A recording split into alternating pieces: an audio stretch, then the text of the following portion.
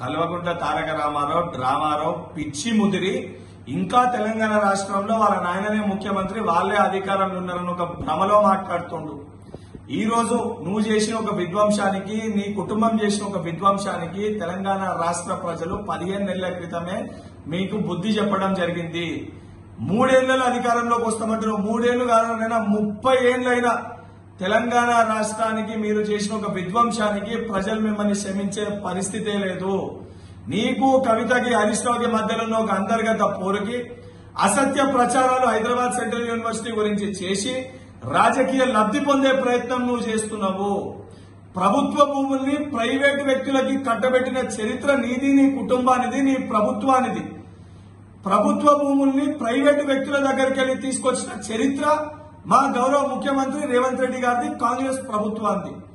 గతంలో ఎంతో మంది ముఖ్యమంత్రులు చెయ్యలేంది ఆ 400 ఎకరాల ప్రభుత్వ భూమిని ప్రైవేటు వ్యక్తుల దగ్గరికి వెళ్లి న్యాయపరంగా కొట్లాడి తీసుకొచ్చింది గౌరవ ముఖ్యమంత్రి రేవంత్ రెడ్డి గారు. దాన్ని జీర్ణించుకోలేక, తట్టుకోలేక నీ పార్టీలో ఉన్న ఒక మంత్రివర్గంలో ఉన్న కొంతమంది మంత్రులు ఆనాటి మంత్రుల భూములు కూడా గుంజేసుకుంటున్న ఒక భయంతో, నీ కడుపు నిండలేని ఒక కడుపు మంటతోటి నోటికొచ్చినట్టు మాట్లాడుతున్నావు.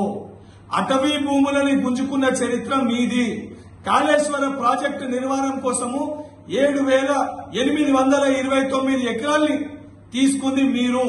ఇవన్నీ మర్చిపోయి నోటికొచ్చినట్టు మాట్లాడితే తెలంగాణ ప్రజలు, దాని వలన రేపు పొద్దున ఉద్యోగ అవకాశాలు రాబోయే యువకులు తెలంగాణ రాష్ట్రంకి వెళ్లి నిన్ను, నీ కుటుంబాన్ని రాళ్లతోటి తరిమికొట్టే పరిస్థితి వస్తుంది. కేటీఆర్, ఖబర్దార్.